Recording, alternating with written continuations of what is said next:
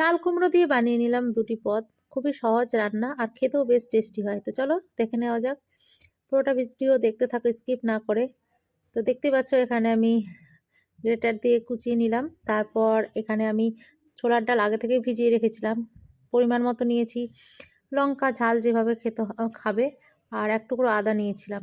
এটাকে আমি গ্রাইন্ড করে নিয়েছি। এবারে দেখো একটা বোলের মধ্যে ঢেলে নিলাম। এবার ভালো করে লবণ, হলুদ আর একটু ক্রিস্পি হওয়ার জন্য সুজি দিয়েছিলাম। চাইলে তোমরা চালের গুঁড়ো দিতে পারো, বাট আমার কাছে ছিল না। তো এটা ভালোভাবে যত ফেটাবে অতটাই ফ্ল্যাপি হবে বড়াটা। তো এখানে দেখো একটা প্যান বসিয়ে দিয়েছি। এবার ফোড়নের মধ্যে একটু সাদা সর্ষে দিয়ে দিলাম। তারপরে এই যে কুচানো কুমড়োটা দিয়ে লবণ হলুদ দিয়ে নাড়িয়ে নেব। এখানে পরিমাণ মতোই লবণটা দিয়েছি, কারণ ডালের মধ্যেও আমি লবণ দিয়েছিলাম। তো দেখো এবারে নাড়িয়ে চাড়িয়ে আমি ঢাকা দিয়ে একটু সেদ্ধ হতে দেব। আর যেহেতু কুচানো আছে খুব একটা টাইম লাগবে না রান্নাটা হতে, আর বেশ টেস্টি হয়। আর এখানে দেখো আদা জিরে আর লঙ্কা বাটা 1 চামচের মতো দিয়েছিলাম, বড় টেবিল চামচের। তোমরা চাইলে সর্ষে বাটা লঙ্কা দিতে পারো, এটাও ভালো হয়। তো আমি আদা জিরেই দিয়েছিলাম। তারপর একটুখানি জল দিয়ে দিলাম। তারপর দেখো আমি ডালের বাটাগুলো বড়ার আকারে ছোট ছোট করে দিয়ে দিচ্ছি, যেভাবে তোমরা ভিডিওতে দেখতে পাচ্ছ। বেশ মজার হয় রান্নাটা খেতে। নিরামিষভাবে আমি এটা করেছিলাম। এখন তো বাজারে বেশ ভালোই কচি কচি কুমড়ো পাওয়া যায়, আর বেশ ভালোও লাগে খেতে। আর সিজনাল সবজি এমনিতেও ভালো।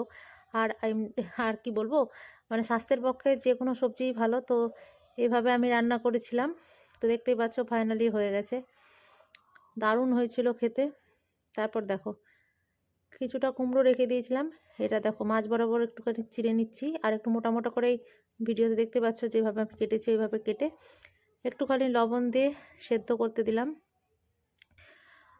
বেশি সেদ্ধ করব না, 80% মতো সেদ্ধ করব। তারপরে দেখো এখানে বেসন নিয়েছি। আমি এখানে ছোলার বেসনটা নিয়েছিলাম। তারপর পরিমাণ মতো লবণ, হলুদ আর লাল লঙ্কার গুঁড়ো দিয়েছি, মানে ঝাল লঙ্কাটা। আর একটু ক্রিস্পি হওয়ার জন্য এখানেও সুজিটা অ্যাড করেছি। তারপর ওই যে আমি ডালটা করেছিলাম সেখান থেকে একটু ডাল রেখে দিয়েছিলাম। তারপরে দেখো এটার মধ্যে পুরটার মধ্যে ভরে নিলাম, মানে পুরটার মধ্যে ভরে নিলাম বলতে কুমড়োটার মধ্যে পুরটা ভরে নিলাম ডালের। এবার বেসনে চুবিয়ে দেখো সাদা তেলে ভাজছি, আর দারুণ হয়েছিল খেতে। আমি প্রথমে এটা বড়া খেলাম আর কি। তোমরা যদি না খেয়ে থাকো অবশ্যই একবার ট্রাই করবে, বেশ ভালো লাগে। তো কেমন লাগলো রান্নাগুলো অবশ্যই কমেন্টস বক্সে জানাবে। আজকের জন্য আসি, বাই।